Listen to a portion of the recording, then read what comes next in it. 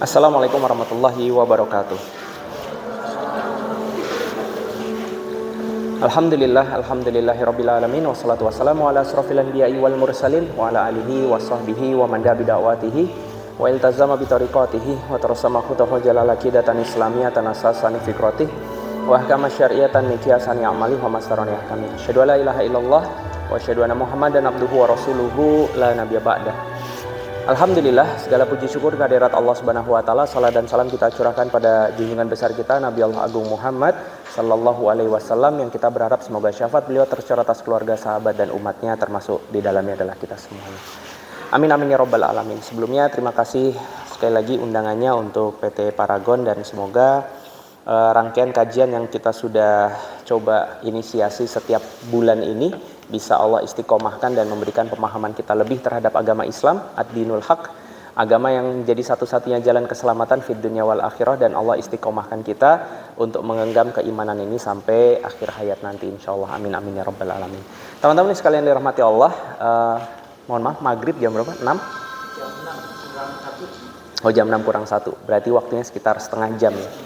Ada pembahasan yang biasanya saya sampaikan dalam 1,5 jam. Nah, ini waktunya setengah jam, tapi sudah memang saya potong-potong cerita tentang berpikir di dalam Islam. Tadinya saya berpikir bahwa berpikir itu tidak perlu berpikir. Ternyata berpikir itu ada cara, ada metodologinya, ada batasan dan ruangnya, dan bahkan ada 2 kesalahan berpikir yang kita akan elaborasi tapi nanti di kesempatan berikutnya. Jadi ada 2 kesalahan orang berpikir itu. Yang pertama, nggak mau mikir sama sekali. Yang kedua, mikirnya kebablasan. Jadi yang pertama nggak mikir bablas, yang kedua kebablasan mikir. Nah, itu adalah kedua kesalahan orang berpikir. Dan juga kita sering lihat di luar sini, di luar sana itu banyak orang yang mendikotomikan agama dengan berpikir. Seolah-olah kalau kita mau beragama, kita nggak boleh mikir. Karena kalau kita mikir, nanti agama jadi nggak make sense. Padahal kalau dipikir-pikir, Allah kan yang ngasih pikiran. Kenapa pikirannya nggak boleh dipakai?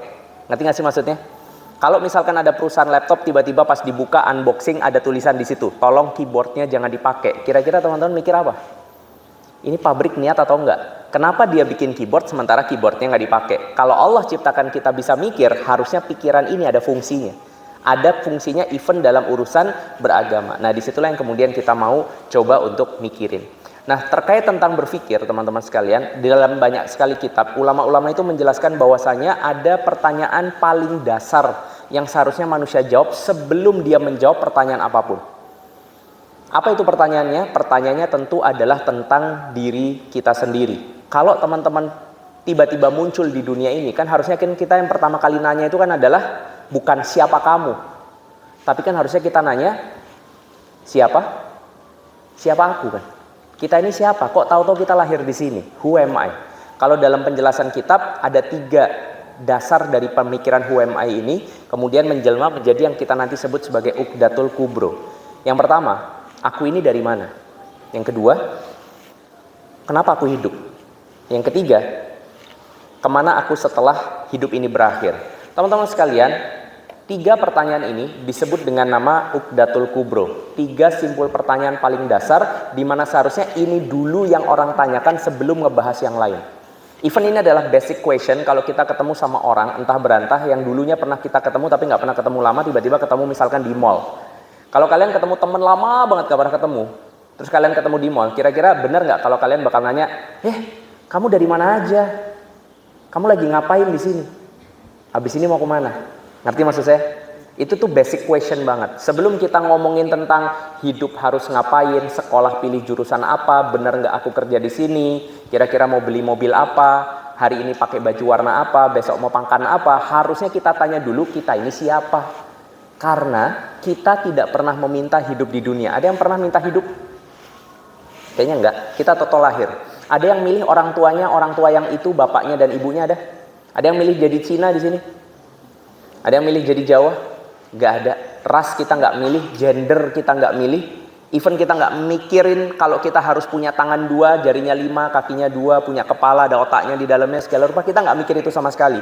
Artinya kita tahu-tahu eksis. Maka pertanyaan tentang eksistensi hidup itu adalah pikiran paling dasar manusia, dan seluruh cabang ilmu filosofi itu munculnya di sini. Makanya di titik ini saya ngerasa kenapa ya orang Islam harus belajar filosofi. Sementara Islam itu sangat filosofis. Islam bahkan kemudian membahas segala ruang filosofi dari akarnya tentang saya ini siapa. Nah, ini yang kemudian di dalam kitab disebut dengan nama apa tadi? Uqdatul Kubro. Uqdah itu artinya ikatan, kubro itu artinya besar, simpul terbesar. Pernah ngelihat karung goni atau beras yang pakai tali itu? Yang kalau ditarik satu tali, yang lain kebuka. Tapi kalau kita salah tarik tali, itu malah bundet, malah kekunci. Tahu maksudnya? Jadi katakanlah hidup di dunia ini adalah isinya masalah, dan masalah itu diilustrasikan seperti tali, maka tali paling utama namanya Uqdatul Kubro. Kalau ini kita jawab benar, hidup kita benar. Kalau itu yang tadi 3 itu tadi kita jawab salah, hidup kita salah semua. Kita ini dari mana? Hidup untuk apa? Kita semua pasti mati kan? Pernah ngeliat ada orang gak mati? Enggak dong. Yang paling sehat mati nggak? Yang nge-gym? Yang malas-malesan? Ngapain nge-gym? Gue jadi ke situ artinya. Ya, kalau kita ngeliat nggak ada mau dokter, profesor, mau apapun yang paham kesehatan, paham tentang badan, paham tentang apapun, semua mati. Pertanyaan besarnya, terus setelah mati ada apa? Yang lucu menariknya adalah teman-teman sekalian, kita itu nggak akan pernah bisa mendapatkan jawaban atas setelah mati ada apa, kecuali lewat agama. Coba jurusan ilmu apa yang bisa bahas setelah mati? Ada atau enggak? Kedokteran, setelah udah tuh mati tuh orang tuh, dokter tahu nggak dia lagi di mana sekarang? Dia mau kemana? Nggak ada yang tahu. Itu satu-satunya chance yang kita ketahui sekarang, itu cuma lewat agama. Maka kemungkinannya 2, teman-teman disadarkan atas kematian sekarang, atau sadar sendiri disebutnya, atau teman-teman Allah sadarin. Kira-kira pengen yang mana? Iya, itu yang nggak terjadi sama diri saya, karena saya pernah ngalamin yang namanya NDE, pernah dengar nggak? Near Death Experience, pengalaman hampir mati. Jadi saya pernah, satu kemarin COVID yang paling dekat, yang kedua sebelum saya hijrah, sebelum saya ngaji, sebelum saya paham agama, saya pernah kecelakaan motor tunggal, minjem motor, sok-sokan jago di jalan, jatuh sendiri. Lari 120 km per jam gak bisa nikung, Pak. Akhirnya mental sendiri terus jatuh sendiri. Pas saya lagi guling-guling, itu rasanya kayak slow motion. Nah, di tengah slow motion itu, saya kemudian cuma punya satu pertanyaan. Ini kalau agama benar, dan habis ini saya mati, celaka saya. Ngerti gak sih maksudnya? Maka di titik itu kemudian saya bilang sama Allah, ya Allah, kalau engkau kasih saya waktu lagi, saya akan cari tahu, kamu ada atau enggak, agama benar atau enggak, sehingga kalaupun saya mati, saya bisa mati dengan tenang. Karena saya nggak tahu setelah itu bakal ada apa. Maka pilihannya nih, teman-teman mau risau sekarang atau risaunya nanti. Nanti pasti risau kok. Kapan? Ya kira-kira umur 60 lah. Pas teman-teman tiba-tiba dapat WhatsApp gitu. Innalillahi wa inna ilaihi rajiun. Ternyata teman sekelas. Besoknya innalillahi wa inna ilaihi rajiun. Ternyata adik kelas yang lebih muda udah duluan. Nah di situ tuh teman-teman risau juga. Maka pertanyaannya, mau risaunya kita beresin sekarang atau nunggu nanti dibikin risau sama umur? Nah itu pilihan di tangan kita. Atau yang ketiga, dikasih NDE. Nah itu mendingan jangan. Nah dari titik ini kemudian kita tahu bahwa kita harus mulai mencari tahu tentang hidup kita. Oke, yang pertama, kita pengen tahu kita ini siapa. Kita apa teman-teman? Iya, nggak usah bingung ya, kita bukan ular kadut ya. Jadi iya, kita manusia yang diciptakan Allah dengan software dan hardware yang luar biasa. Berbicara hardware aja, ini kalau teman-teman lihat tapi tulisannya kecil-kecil ya. Otak manusia itu nyimpen 500 ensiklopedia. Ya, otak kita itu cerdas sekali, luar biasa. Tahu Ustadz Adi Hidayat? Dia bisa hafal Quran pojok kanan atas, pojok kiri bawah. Zakir Naik tahu? Hampir semua kitab agama dia hafal, tahu?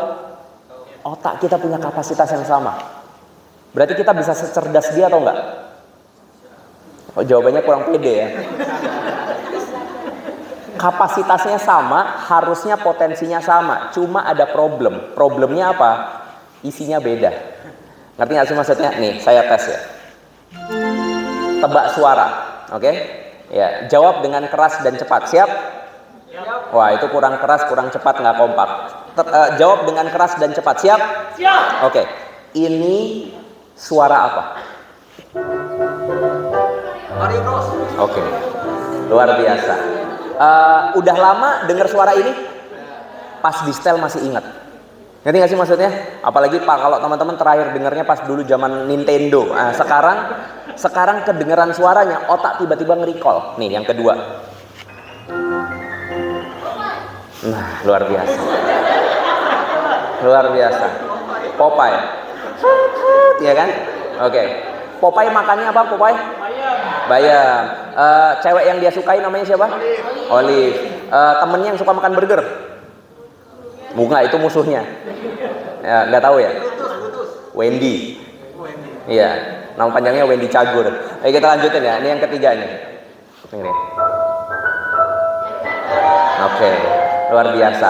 Sempat pengen ngapalin suara ini?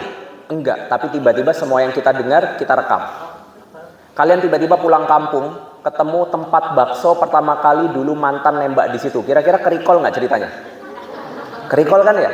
Bahkan yang sudah suami istri, terus suaminya bilang, Dek, kita coba makan di situ yuk. Oh, kenapa? Nggak apa-apa, kayaknya enak. Padahal cuma pengen nge-recall, gitu kan ya? Oh, ini nih di meja ini nih kejadiannya nih, gitu kan ya? Kita langsung bisa ingat semua tuh. Kenapa bisa begitu? Itu otak kita tuh luar biasa cerdas. Nah, bedanya sama Ustadz Adi Hidayat, otak kita isinya Mario Bros, gitu kan ya? Dia isinya Quran. Itu aja masalahnya. Padahal sama-sama cerdas, gitu kan ya? Ada jantung pompa terbaik di dunia, dia pompa 2,7 juta liter darah, ya. Dengan panjang pembuluh darah itu 2,5 kali keliling bumi. Coba lihat pojok kanan bawah tuh pembuluh darah, wah ketutupan template. Ini ketutupan apa tuh karton ya. Panjang pembuluh darah kita itu 96.000 km. Satu orang kalau disambung jadi satu selang. Itu bisa ngelilingin bumi 2,5 kali, itu tuntas dipompa darahnya sama jantung 23 detik sekali. Ada pompa kita yang punya kehebatan seperti itu? Nggak ada. Belum ngomong mata, hidung, segala rupa. Tapi saya mau tanya, kira-kira lebih penting mana? Hardware atau software? Oke, dua-duanya penting. Penting mana? Menurut teman-teman lebih penting mana? Saya lebih milih software, karena software inilah hardware ini jadi berfungsi. Karena kalau softwarenya macet, kita sebutnya orang gila. Ngerti nggak sih maksudnya? Dia bukan cacat fisik, tetapi dia nggak punya software yang bekerja dengan baik. Ya katakanlah ya, kalau kita punya handphone, saya mah mending pakai handphone yang hardwarenya mungkin 1 GB RAM, atau kecepatannya sekian, memorinya cuma 1 GB juga nggak apa-apa, tapi Android. Daripada handphonenya iPhone tapi OS-nya Nokia 3310. Ngerti nggak maksud saya? Ngerti ya maksudnya? Jadi software ini penting banget. Dan software di manusia itu apa? Nah itu salah. Kenapa? Karena kalau otak itu hardware-nya. Nah akal. Karena kalau berbicara software itu sesuatu yang nggak kelihatan. Dan seringkali Islam mengajarkan kita bahwa sesuatu yang nggak kelihatan itu lebih penting daripada sesuatu yang kelihatan. Lihat gedung ini bisa kokoh berdiri, kira-kira atas sesuatu yang kalian lihat yaitu tiang-tiang atau fondasi yang nggak kelihatan? Jawabannya fondasi. Software itu kayak fondasi. Software itu kayak akar di bawah pohon. Nggak kelihatan tapi itulah hidupnya si pohon itu. Bisa difahami ya? Nah kita punya software namanya akal. Nah, dari sini kemudian kita mau belajar bagaimana manusia bisa berkepribadian. Bagaimana kepribadian manusia itu terbentuk? Mari kita cerita. Akal manusia ini ternyata butuh makanan. Jadi kita mengenal 2 jenis makanan sekarang. Makanan yang lari ke mulut turunnya ke usus. Contohnya apa? Batagor, siomay, pempek, cilok, gluten, semua yang kita sebut barusan ya. Ada yang lebih sehat nggak? Salad gitu ya, atau apa? Ya, ubi rebus gitu kan ya. Dan seterusnya, itu masuknya ke mulut, larinya ke usus. Ternyata ada makanan yang lebih fatal karena ini bersifat non fisik, masuknya lewat mata dan telinga, diterusinya ke otak. Yaitu apa? Informasi. Informasi ini makanan yang kalau berbakteri itu jauh lebih berbahaya daripada makanan berbakteri. Maksudnya apa? Kalau kalian makan makanan yang berbakteri, bisa mules, bisa mencret, bisa diare. Tapi paling 3 hari lah, habis itu beres. Tapi kalau informasi yang kemudian berbakteri, mohon maaf, begonya nggak selesai-selesai. Ngerti nggak sih maksudnya? Contohnya informasi yang sesat itu apa? Ya informasi yang menjerumuskan kita untuk berpersepsi salah terhadap sesuatu. Ada yang tahu istilah fobia? Fobia itu gara-garanya genetik atau informasi? Itu gara-garanya informasi. Seseorang mendapatkan informasi tapi nangkepnya salah, akhirnya jadi bakteri di akal dia sehingga dia punya perilaku yang salah terhadap segala sesuatu.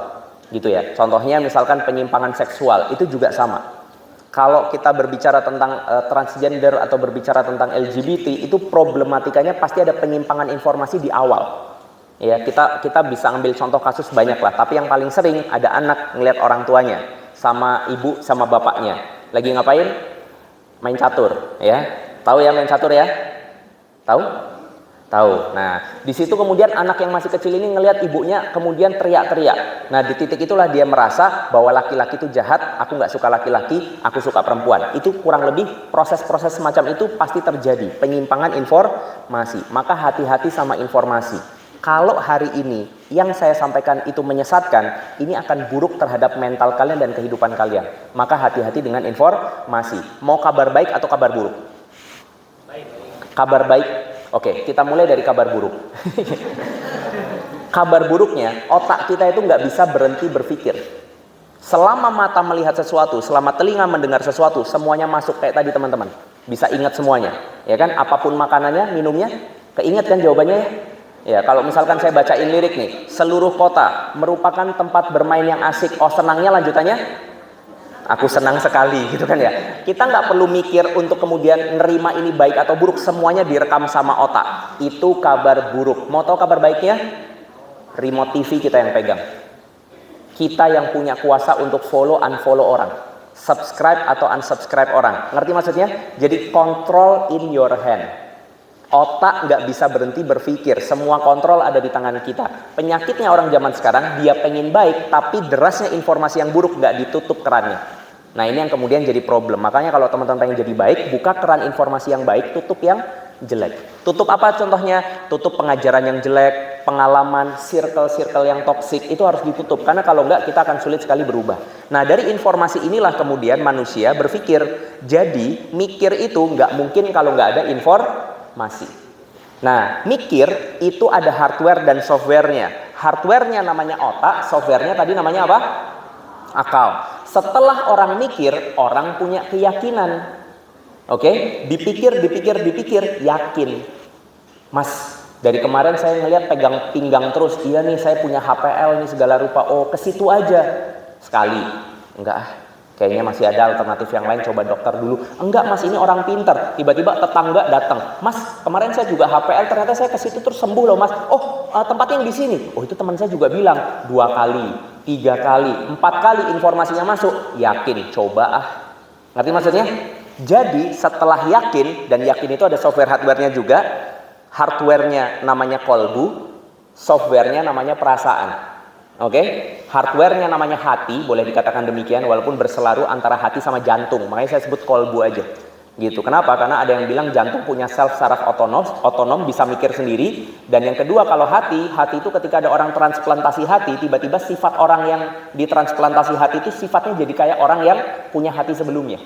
Nah, itu ada penelitian demikian. Terserahlah mau yang mana, yang penting kita sebut aja kolbu. Nah, dari ketika orang itu yakin, barulah dia bertindak. Jadi tindakan itu muncul setelah pemikiran dibenarkan oleh keyakinan dia. Bisa dipahami ya? Teman-teman kan nggak mungkin tahu-tahu ada di sini. Pastikan mikir dulu, kerja di mana ya gua. Habis itu mikir di mana ya cari lowongan. Gimana ya cara masuknya? Ini ada perusahaan kayaknya bagus ngelamar ah. Kayaknya bagus itu yakin, ngelamar ah, itu namanya tindakan. Bisa dipahami? Manusia bergerak demikian. Ketika tindakan dilakukan terus menerus, kita ngajarin badan kita untuk bertindak otomatis. Namanya muscle memory. Oke, namanya muscle memory. Di sini siapa yang kalau mandi sikat gigi dulu baru mandi, cung? Ini nggak pakai mikir, ini pasti begitu. Oke, sekarang yang mandi dulu baru sikat gigi. Mas nggak ngacung nggak mandi apa gimana? ada yang nggak ngacung. Oke, itu terjadi kenapa? Karena dilatih. Kita setiap hari ngelatih badan begitu terus, akhirnya lama-lama otomatis. Ya, kalau ada telur ceplok, siapa yang makan putihnya dulu? Nah, kalau kuningnya dulu? Nah, kalau dicampur? Oh, ada juga. Nah, itu kalau dilakukan sekali, 2 kali, di teorinya sekitar 40 kali, tiba-tiba tangan tahu harus ngapain ketika mata ngeliat telur ceplok. Bisa dipahami ya? Itu yang disebut dengan apa? Namanya habits, kepribadian. Ya, ngelihat kalau orang tua kita zaman dulu bangun jam 3 pagi tiba-tiba tahajud, kerasanya kayak nggak berat banget. Kita bangun subuh ketiduran pas sujud. Kenapa bisa begitu? Kenapa dia bangun jam 3 tahajud nggak berat, kita jam 5 bangun terus sholat terus kayak mau tidur lagi? Jawabannya adalah habits. Dia melatih otot dia untuk ngerjain sesuatu yang kalau sudah terbiasa, maka itu bekerja secara otomatis. Dan by the way, saya ini ngomong nggak pakai mikir. Ngerti nggak sih maksudnya? Ini dari saya ini ngomong nih, ini udah nggak pakai mikir. Ini hampir bisa dikatakan saya ngomong karena muscle memori saya. Mata saya udah ngelihat materi ini berpuluh-puluh bahkan ratusan kali. Ini saya ngomong sendiri, percaya nggak sih?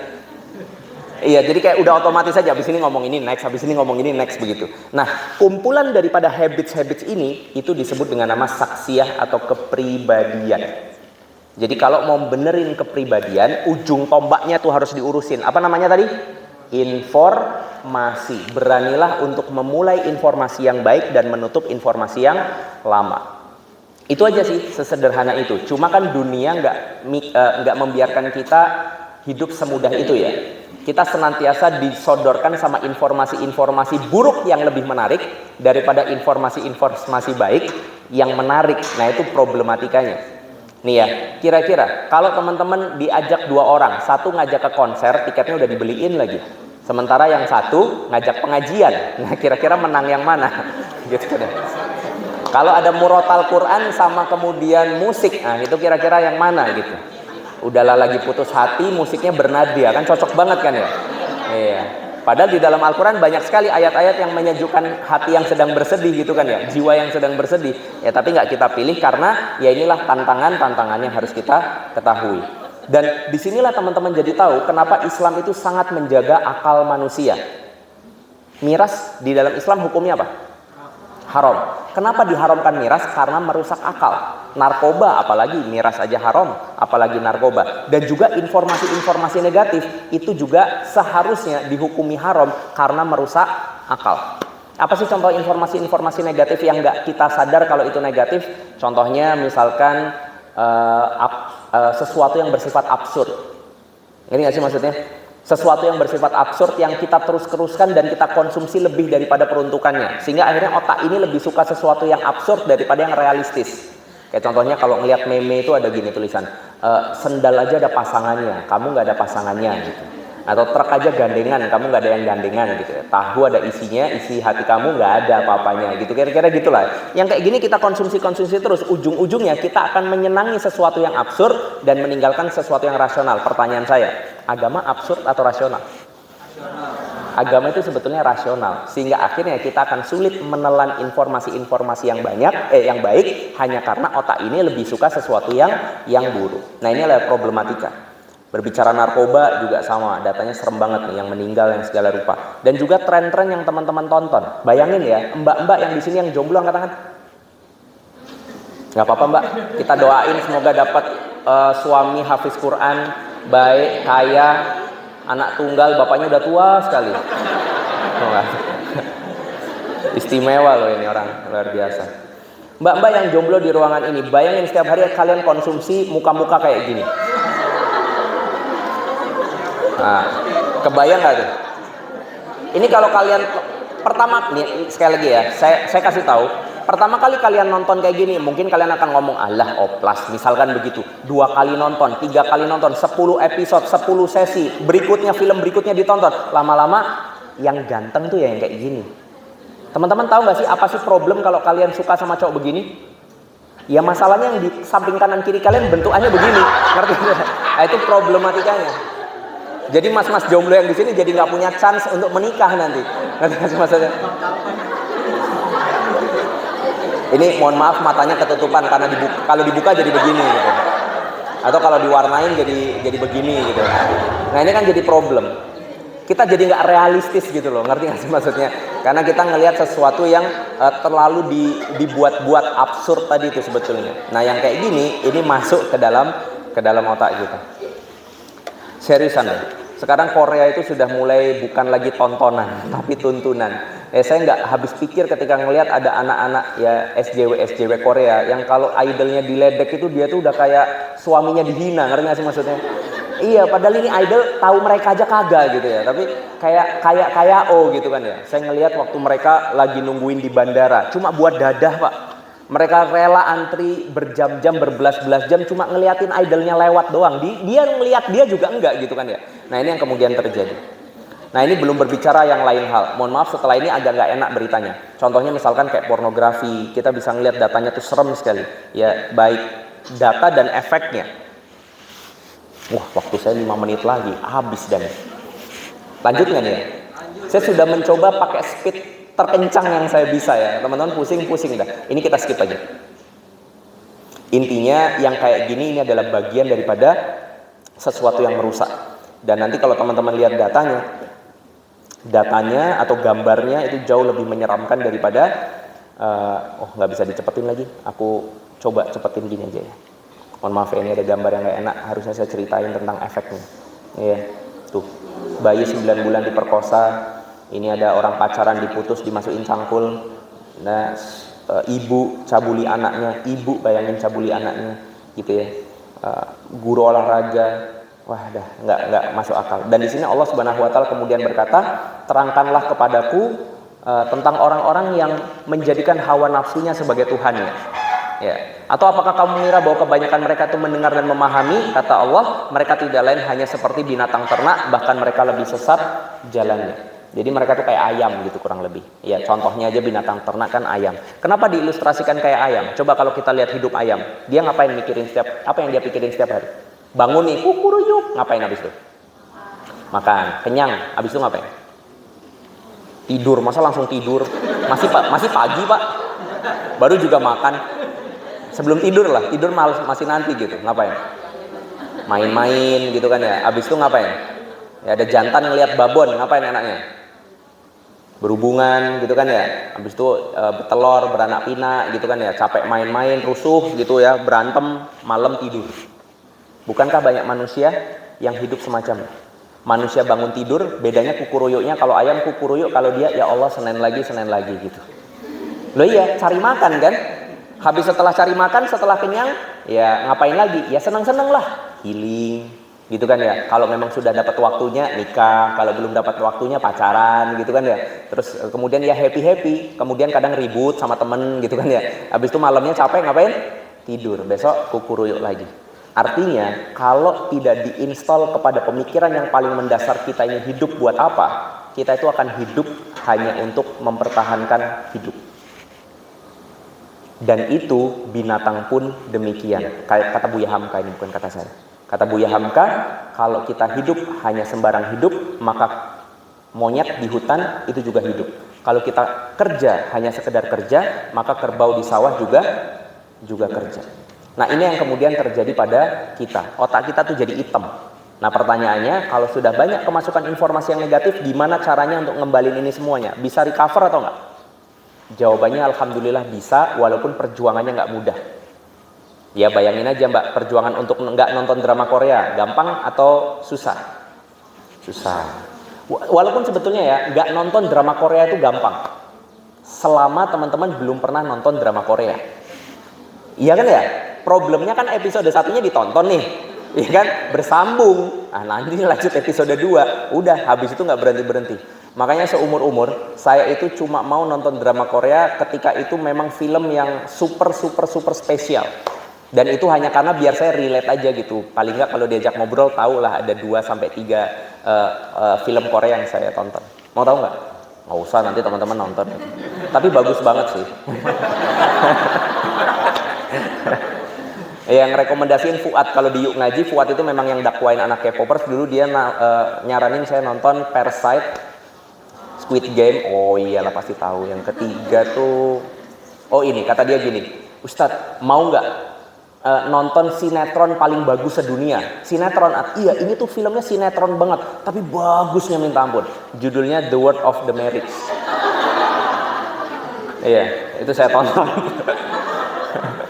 Cuma bedanya nggak ada santet-santetannya aja. Kalau di Indonesia udah disantet nih orang nih. Harusnya gitu.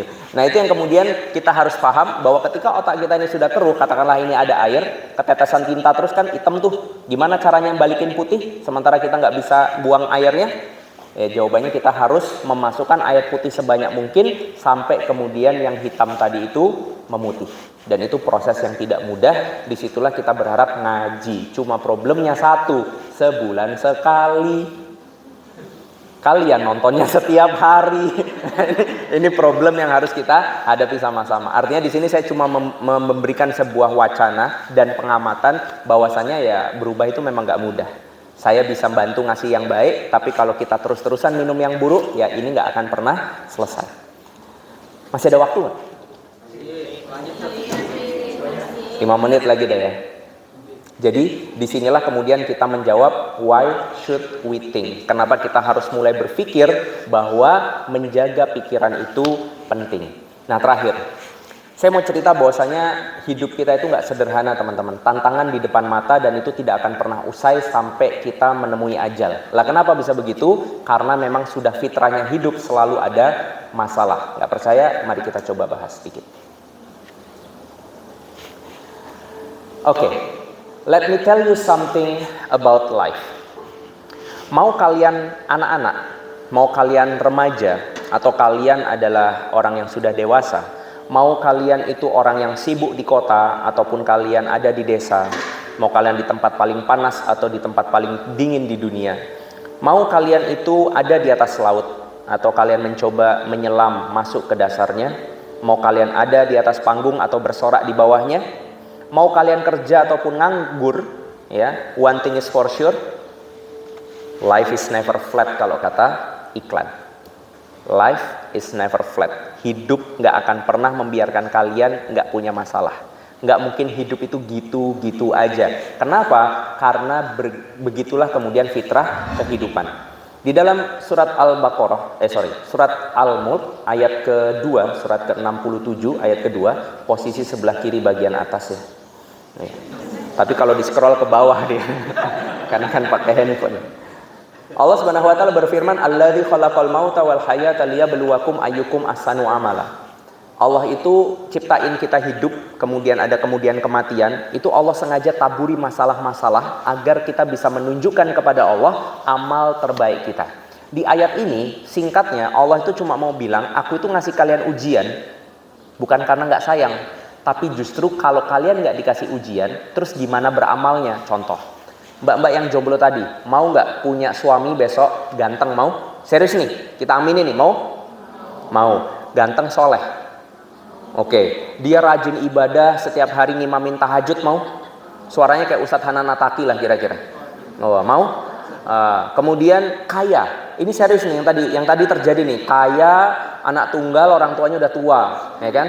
Terus nggak cuma kaya, tapi dia itu wah semuanya kartu kalian yang pegang, uang kalian yang pegang. Dan dia itu karena udah freedom, duitnya udah banyak, siap di rumah dan jagain kalian setiap waktu. Dan dia setia, nggak berencana poligami. Mau? Oh mau ya, mau ya. Pertanyaannya, kalau pertanyaannya ada dua. Yang pertama adalah, kalau memang ada orang sesempurna itu, pertanyaan pertama, emang dia mau sama Mbak? Pertanyaan pertama kita skip ya. Pertanyaan kedua aja. Kalau ada orang sesempurna itu, pertanyaannya, terus kapan Mbak bersabarnya? Di mana letak Mbak bisa menangis untuk meminta kepada Allah petunjuk? Ngerti nggak sih maksudnya? Dari sini kan kita jadi tahu ya bahwa cara orang sabar itu harus ada ujiannya. Lah nggak ada ujian gimana sabarnya? Masa saya sabar punya 1000 karyawan terus nggak ada masalah? Kan nggak mungkin. Sabar mah kalau misalkan punya banyak masalah, itu baru sabar. Bisa difahami ya? Ikhlas juga sama. Masa saya ikhlas pabriknya 10? Kan nggak gitu ceritanya. Saya ikhlas kalau saya nggak bisa makan. Ngerti ya maksudnya ya? Ujian didatangkan biar kita punya potensi amal. Allah bilang tunjukkan amalmu yang paling baik. Atau amalmu yang lebih baik. Ahsanu amalu itu artinya amal yang lebih baik dari sebelumnya. Allah itu nggak masalahin ngomongin yang terbaik, karena kan yang terbaik ya jelas Rasulullah SAW. Tapi paling nggak Allah itu minta improvement dari kita. Kalau kemarin kita nggak sabarnya itu 5 menit, ya kalau bisa sekarang nggak sabarnya setengah jam lah. Itu improvement, ahsanu amala. Kalau kemarin kemudian kita sedekahnya 5.000, ya sekarang 10.000 lah minimal. Itu namanya ahsanu amala. Dan kabarnya lagi Allah katakan, laqad khalaqnal insana fi kabad. Dalam surat Al-Balad Allah bilang setiap manusia itu sengaja Allah ciptakan, sungguh Allah ciptakan manusia itu dalam kondisi sulit. Dan itu untuk kondisi apapun. Mau kalian kaya, mau kalian susah. Mau kalian terkenal, mau kalian gak ada yang kenal, susahnya sama. Bahkan saya punya zon itu apa ya? Prasangka. bahwa sebetulnya Allah itu punya standar kesusahan yang sama atas semua orang, cuma dibaginya dengan cara yang berbeda. Ngerti nggak sih maksudnya? Kita kan suka adu nasib ya. Ah, lu mah enak hidupnya. Kata siapa? Gua mah begini. Jangan salah, gua adu nasib. Pernah? Padahal kalau buat saya pribadi, saya sering kali ngelihat orang yang sudah sangat sempurna. Ketika dia curhat sama saya baru ngerasa kayak, ya Allah, segini amat dia. Kayak udah perfect banget semua orang ngelihatnya. Ternyata masalahnya dari arah yang nggak disangka-sangka. Ngerti ya maksudnya? Ada orang nggak punya duit tapi sama keluarga rukun. Ada orang yang kemudian kaya raya, anaknya pengen bunuh bapaknya. Ngerti nggak sih maksudnya? Ada aja flaws-nya, ada aja suatu kemudian problematikanya. Nah, kenapa bisa demikian? Karena itulah fitrahnya hidup. Maka hidup itu pasti akan membawa masalah. Pertanyaannya adalah, masalah kan butuh solusi. Pertanyaannya, kalian mau menyandarkan solusinya sama apa yang kalian tahu atau apa yang Allah mau? Itu aja problemnya. Emang kalau kita hidup trial error nggak capek? Itu kan capek ya. Nih ya, teman-teman misalkan mau buka usaha, katakanlah ya, misalkan mau buka catering. Enaknya kalian buka catering langsung trial error atau kalian belajar dulu sama yang punya catering? Yang mana ya, anak? Yakin trial error, Pak? Lebih milih, Pak? Serius, Pak? Artinya trial error itu gini loh, kita ngawalin semuanya tuh tanpa ilmu. Nol putul kalau orang Jawa bilang. Kita nyoba aja udah bikin begini, gagal coba lagi begini-begini. Atau kita coba tanya dari yang sudah 10 tahun, 20 tahun, 30 tahun bertahan dan bisnisnya masih bagus, kira-kira gimana ngadepin persaingan zaman sekarang. Habis itu baru try with your style. Maksudnya gitu, kira-kira yang mana? Yang kedua. Kita pasti nggak kepengen jatuh di lubang yang orang udah jatuh, ngapain? Ngerti nggak sih maksudnya? Orang itu sudah tertatih-tatih lama, lah kita kan tinggal cari hikmah sama ibrohnya aja biar kita nggak jatuh lagi. Perkara kalau kita mau original ya tinggal di-update gitu loh maksudnya. Nah, ini kan yang harus kemudian kita pikirkan. Sementara Allah itu tahu semua solusi dari kehidupan kalian. By the way, yang ngasih masalah kan Allah. Ngerti nggak sih maksudnya? Kalau Allah yang ngasih masalah, masa Allah nggak kasih solusinya? Cuma lucunya kita nggak tanya sama yang ngasih masalah, tetapi kita coba usahakan sendiri. Setelah itu apa yang terjadi? Ternyata setiap kali masalah kita coba trial dan errornya ini kadang lebih menyiksa daripada masalahnya. Ngerti nggak sih maksudnya? Nih contoh, teman-teman nggak punya anak, terus kemudian belajar parenting terbaik dari Rasulullah, habis itu punya anak diterapin. Pilih itu, atau teman-teman nyoba, ini kayaknya bagus nih metode cara parenting dari mana gitu. Zimbabwe misalnya, oh ini bagus nih kayaknya. Anak saya mau saya kasih gaya begini. Ternyata setelah itu anaknya jadi begundal. Setelah itu anaknya kemudian jadi kurang ajar. Benerin anak yang kurang ajar, milih mana sama nggak punya anak duluan aja? Mendingan nggak punya anak dulu aja. Ngerti nggak sih maksudnya?